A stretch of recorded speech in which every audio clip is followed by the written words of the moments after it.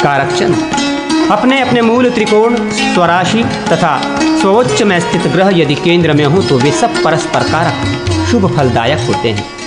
उनमें दशम स्थान में रहने वाला सबसे बढ़कर कारक होता है। शुभ जन्म लक्षण: लग्न या चंद्रमा वर्गोत्तम नवमांश में हो या वेशी सूर्य से द्वितीय स्थान में शुभ ग्रह हो अथवा केंद्रों में कारक ग्रह हो तो जन्म शुभप्रद होता है, अर्थात इस स्थिति में जन्म लेने वाला बालक सुखी और यशस्वी होता है।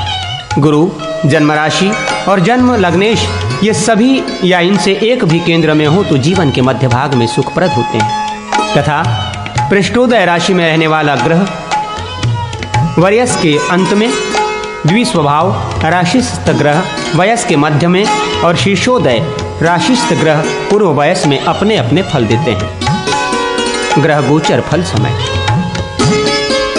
सूर्य और मंगल ये दोनों राशि में प्रवेश करते ही अपने राशि संबंधी गोचर फल देते हैं। शुक्र और बृहस्पति राशि के मध्य में जाने पर और चंद्रमा तथा शनि ये दोनों राशि के अंतिम तृतीयांश में पहुंचने पर अपने शुभ या अशुभ गोचर फल देते हैं तथा बुध सर्वदा आदि मध्य अंत में अपने शुभाशुभ फल को देता है। शुभाशुभ योग: लग्न या चंद्रमा से पंचम और सप्तम भाव शुभ ग्रह और अपने स्वामी से युक्त या दृष्ट हो तो जातक को उन दोनों पुत्र और स्त्री का सुख सुलभ होता है, अन्यथा नहीं।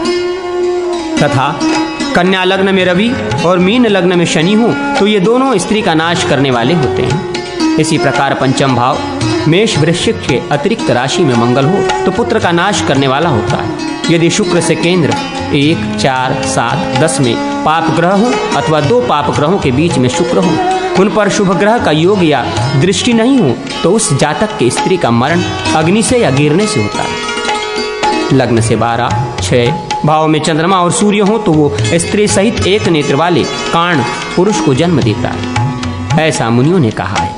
लग्न से सप्तम या नवम, पंचम में शुक्र और सूर्य दोनों हो तो उस जातक की स्त्री विकल अंगहीना होती है। शनि लग्न में और शुक्र सप्तम भाव में राशि संधि कर्क वृश्चिक मीन के अंतिमांश में हो तो वो जातक वंध्या स्त्री का पति होता है। यदि पंचम भाव शुभ ग्रह से युक्त या दृष्ट न हो, लग्न से 12, 7 में और लग्न में यदि पाप ग्रह हो तथा पंचम भाव में क्षीण चंद्रमा स्थित हो तो वो पुरुष पुत्र और स्त्री से रहित होता है। शनि के वर्ग राशि नवांश में शुक्र सप्तम भाव में हो और शनि से दृष्ट हो तो वो जातक पर स्त्री में आसक्त होता है। यदि वे दोनों शनि और शुक्र चंद्रमा के साथ हों तो वो स्वयं पर स्त्री में आसक्त और उसकी पत्नी पर पुरुष में आसक्त होती है। शुक्र और चंद्रमा दोनों सप्तम भाव में हो तो जातक स्त्रीहीन अथवा पुत्रहीन होता है। पुरुष और स्त्री ग्रह सप्तम भाव में हो और उन पर शुभ ग्रहों की दृष्टि हो तो पति पत्नी दोनों परिणतांग परमायुदार्यक भोग कर वृद्धावस्था तक जीने वाले होते हैं। दशम, सप्तम और चतुर्थ भाव में क्रमशः चंद्रमा, शुक्र और पाप ग्रह हो तो जातक वंश का नाशक होता है, अर्थात उसका वंश नष्ट हो जाता है। बुध जिस देशकांड में हो उस पर यदि केंद्र स्थित शनि की दृष्टि हो तो जातक शिल्प कला में कुशल होता है। शुक्र यदि शनि के नवमांश में होकर द्वादश भाव में स्थित हो तो जातक दासी का पुत्र होता है। सूर्य और चंद्रमा दोनों सप्तम भाव में रहकर शनि से दृष्ट हो तो जातक नीच स्वभाव वाला होता है। शुक्र और मंगल दोनों सप्तम भाव में स्थित हो और उन पर पाप ग्रह की दृष्टि हो तो जातक वात रोगी होता है। कर्क या वृश्चिक के नवमांश में स्थित चंद्रमा यदि पाप ग्रह से युक्त हो तो बालक गुप्त रोग से ग्रसित होता है। चंद्रमा यदि पाप ग्रहों के बीच में रहकर लग्न में स्थित हो तो उत्पन्न शिशु कुष्ठ रोगी होता है। चंद्रमा दशम भाव में, मंगल सप्तम भाव में और शनि यदि वेशी सूर्य में द्वितीय स्थान में हो तो जातक विकल अंगहीन होता है। सूर्य और चंद्रमा दोनों परस्पर नवमांश में हो तो बालक शूल रोगी होता है। यदि दोनों किसी एक ही स्थान में हो तो कृश क्षीण शरीर वाला होता है। यदि सूर्य, चंद्रमा, मंगल और शनि ये चारों क्रमशः 8, 6, 2, 12 भाव में स्थित हों तो इनमें जो बली हो उस ग्रह के दोष कफ, पित्त और वात संबंधी विकार से जातक नेत्रहीन होता है। यदि 9, 11, 3, 5 इन भावों में पाप ग्रह हो तथा उन पर शुभ ग्रह की दृष्टि नहीं हो तो वे उत्पन्न शिशु के लिए कर्ण रोग उत्पन्न करने वाले होते हैं। सप्तम भाव में स्थित पाप ग्रह यदि शुभ ग्रह से दृष्ट न हो तो वे दंत रोग उत्पन्न करते हैं। लग्न में गुरु और सप्तम भाव में शनि हो तो जातक वात रोग से पीड़ित होता है। 4 या 7 भाव में मंगल और लग्न में बृहस्पति हो, अथवा शनि लग्न में और मंगल 9, 5, 7 भाव में हो, अथवा बुध सहित चंद्रमा 12वां भाव में हो, तो जातक उन्माद रोग से पीड़ित होता है। यदि 5, 9, 2 और 12 भाव में पाप ग्रह हो तो उस जातक को बंधन प्राप्त होता है, उसे जेल का कष्ट भोगना पड़ता है। लग्न में जैसी राशि हो उसके अनुकूल ही बंधन समझना चाहिए। जैसे चतुष्पद राशि लग्न हो तो रस्सी से बंधकर, द्विपद राशि लग्न हो तो बेड़ी से बंधकर, तथा जलचर राशि लग्न हो तो बिना बंधन के ही वो जेल में रहता है। यदि सर्प, श्रृंखला, पाश संज्ञक द्वेषकाण लग्न में हो तथा उन पर बलि पाप ग्रह की दृष्टि हो तो भी पूर्वोक्त प्रकार से बंधन प्राप्त होता है। मंडल परिवेश युक्त चंद्रमा यदि शनि से युक्त और मंगल से देखा जाता हो तो जातक मृगी रोग से पीड़ित, अप्रिय भाषी और क्षय रोग से युक्त होता है। मंडल परिवेश युक्त चंद्रमा यदि दशम भाव स्थित सूर्य, शनि और मंगल से दृष्ट हो तो जातक भृत्य, दूसरे का नौकर होता है। उनमें भी 1 से दृष्ट हो तो श्रेष्ठ, 2 से दृष्ट हो तो मध्यम से और 3 से दृष्ट हो तो अधम भृत्य होता है। स्त्री जातक की विशेषता। ऊपर कहे हुए पुरुष जातक के जो फल स्त्री जातक में संभव हो वे वैसे योग में उत्पन्न स्त्री मात्र के लिए समझने चाहिए।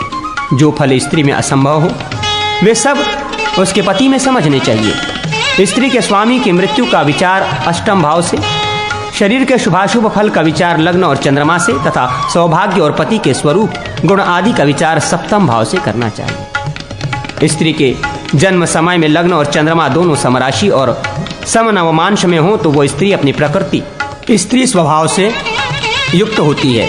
यदि उन दोनों लग्न और चंद्रमा पर शुभ ग्रह की दृष्टि हो तो वो सुशीलता रूप आभूषण से विभूषित होती है। यदि वे दोनों लग्न तथा चंद्रमा विषम राशि और विषम नवमांश में हो तो वो स्त्री पुरुष सदृश आकार और स्वभाव वाली होती है। यदि उन दोनों पर पाप ग्रह की दृष्टि हो तो स्त्री पाप स्वभाव वाली और गुणहीना होती है। लग्न और चंद्रमा के आश्रित मंगल की राशि मेष वृश्चिक में यदि मंगल का त्रिशांश हो तो वो स्त्री बाल्यावस्था में ही दुष्ट स्वभाव वाली होती है। शनि का त्रिशांश हो तो दासी होती है, गुरु का त्रिशांश हो तो सच्चरित्रा, बुध का त्रिशांश हो तो मायावती, धूर्त और शुक्र का त्रिशांश हो तो वो उतावली होती है। शुक्र राशि वृष तुला में स्थित लग्न या चंद्रमा में मंगल का त्रिशांश हो तो नारी बुरे स्वभाव वाली, शनि का त्रिशांश हो तो पुनर्भू दूसरा पतिवाद करने वाली, गुरु का त्रिशांश हो तो गुणवती, बुध का त्रिशांश हो तो कलाओं को जानने वाली और शुक्र का त्रिशांश हो तो लोक में विख्यात होती है। बुध राशि मिथुन कन्या में स्थित लग्न या चंद्रमा में यदि मंगल का त्रिशांश हो तो मायावती, शनि का हो तो हिजड़ी, गुरु का हो तो पतिव्रता, बुध का हो तो गुणवती और शुक्र का हो तो चंचला होती है। चंद्र राशि कर्क में स्थित लग्न या चंद्रमा में यदि मंगल का त्रिशांश हो तो नारी स्वेच्छाचारिणी, शनि का हो तो पति के लिए घातक, गुरु का हो तो गुणवती, बुध का हो तो शिल्पकला जानने वाली और शुक्र का त्रिशांश हो तो नीच स्वभाव वाली होती है। सिंह राशिस्थ लग्न या चंद्रमा में यदि मंगल का त्रिशांश हो तो पुरुष के समान आचरण करने वाली, शनि का हो तो उल्टा स्वभाव वाली, गुरु का हो तो रानी, बुध का हो तो पुरुष सदृश बुद्धि वाली और शुक्र का त्रिशांश हो तो अज्ञम्य गामिनी होती है। गुरु राशि धनु में स्थित लग्न या चंद्रमा में मंगल का त्रिशांश हो तो नारी गुणवती, शनि का हो तो भोगों में अल्प आसक्ति वाली, गुरु का हो तो गुणवती, बुध का हो तो ज्ञानवती और शुक्र का त्रिशांश हो तो वो पतिव्रता होती है। शनि राशि मकर कुंभ स्थित लग्न या चंद्रमा में मंगल का त्रिशांश हो तो स्त्री दासी, शनि का हो तो नीच, पुरुष में आसक्त, गुरु का हो तो पतिव्रता, बुध का हो तो दुष्ट स्वभाव वाली और शुक्र का त्रिशांश हो तो संतानहीना होती है। इस प्रकार लग्न और चंद्राश्रित राशियों के फल ग्रहों के बल के अनुसार न्यून या अधिक समझने चाहिए।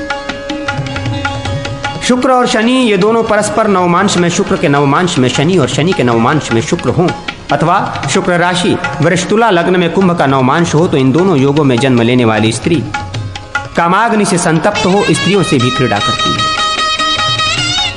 पतिभाव स्त्री के जन्म लग्न से सप्तम भाव में कोई ग्रह नहीं हो तो उसका पति कुत्सित होता है। सप्तम स्थान निर्बल हो और उस पर शुभ ग्रह की दृष्टि नहीं हो तो उस स्त्री का पति नपुंसक होता है। सप्तम स्थान में बुध और शनि हो तो भी पति नपुंसक होता ही है। यदि सप्तम भाव में चर राशि हो तो उसका पति परदेशवासी होता है। सप्तम भाव में सूर्य हो तो उस स्त्री को पति त्याग देता है। मंगल हो तो वह स्त्री बाल विधवा होती है। शनि सप्तम भाव में पाप ग्रह से दृष्ट हो तो वह स्त्री कन्या अविवाहिता रहकर ही वृद्धावस्था को प्राप्त होती है। यदि सप्तम भाव में एक से अधिक पाप ग्रह हो तो भी स्त्री विधवा होती है। शुभ और पाप दोनों हो तो वो पुनर्ध्रुव होती है।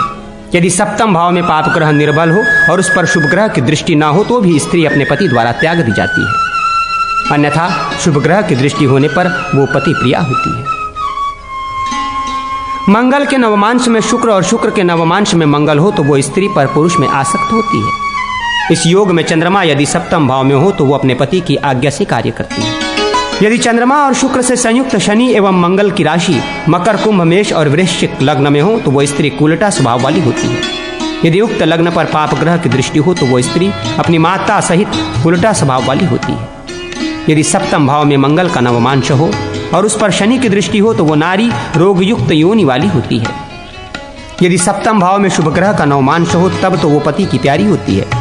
शनि की राशि या नवमांश में सप्तम भाव में हो तो उस स्त्री का पति वृद्ध और मूर्ख होता है। सप्तम भाव में मंगल की राशि या नवमांश में हो तो उसका पति स्त्री लोलुप और क्रोधी होता है।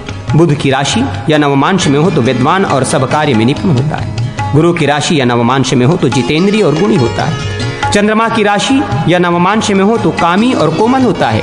शुक्र की राशि या नवमांश में हो तो भाग्यवान तथा मनोहर स्वरूप वाला होता है। सूर्य की राशि या नवमांश सप्तम भाव में हो तो उस स्त्री का पति अत्यंत कोमल और अधिक कार्य करने वाला होता है। शुक्र और चंद्रमा लग्न में हो तो वह स्त्री सुख तथा ईर्ष्या वाली होती है। यदि बुध और चंद्रमा लग्न में हो तो कलाओं को जानने वाली तथा सुख और गुणों से युक्त होती है। शुक्र और बुध लग्न में हो तो सौभाग्यवती, कलाओं को जानने वाली और अत्यंत सुंदरी होती है। लग्न में 3 शुभ ग्रह हो तो वो अनेक प्रकार के सुख, धन और गुणों से युक्त होती है। पाप ग्रह अष्टम भाव में हो तो वो स्त्री अष्टमेश जिस ग्रह के नवमांश में हो उस ग्रह के पूर्वकथित बाल्य आदि वयस में विधवा होती है। यदि द्वितीय भाव में शुभ ग्रह हो तो वो स्त्री स्वयं ही स्वामी के सम्मुख मृत्यु को प्राप्त होती है। कन्या, वृश्चिक, सिंह या वृष राशि में चंद्रमा हो तो स्त्री थोड़ी संतति वाली होती है। यदि शनि मध्यम बली तथा चंद्रमा, शुक्र और बुध ये तीनों निर्बल हों तो शेष ग्रह रवि, मंगल और गुरु सबल होकर विषम राशि में लग्न हो तो वो स्त्री कुरूपा होती है। गुरु, मंगल, शुक्र, बुध ये चारों बली होकर समराशि लग्न में स्थित हो तो वो स्त्री अनेक शास्त्रों को और ब्रह्म को जानने वाली तथा लोक में विख्यात होती है। जिस स्त्री के जन्म लग्न से सप्तम में पाप ग्रह हो और नवम भाव में कोई ग्रह हो तो वह स्त्री पूर्वकथित नवमस्थ ग्रह जनित प्रवज्ञा को प्राप्त होती है। इन कहे हुए विषयों का विवाह, वर्ण या प्रश्न काल में भी विचार करना है।